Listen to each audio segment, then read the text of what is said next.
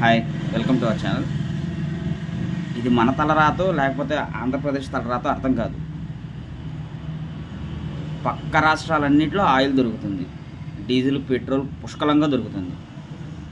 తమిళనాడు కానీ, కర్ణాటక కానీ, హైదరాబాద్లో కానీ, ఒడిశా ఇటు కానీ.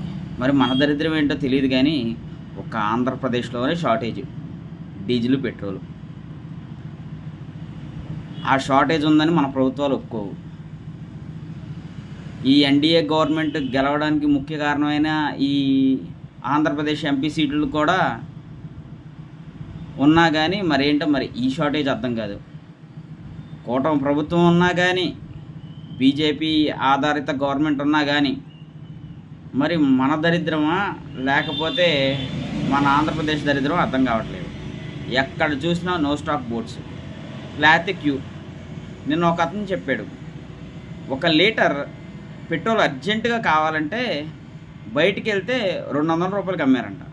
మరి ఇలాంటివి జరుగుతుంటే చూడండి మరి ప్రభుత్వం ఏం చేస్తుందో, నాదళ్ల మనోహర్ గారు ఏం చేస్తున్నారో చూడాలి.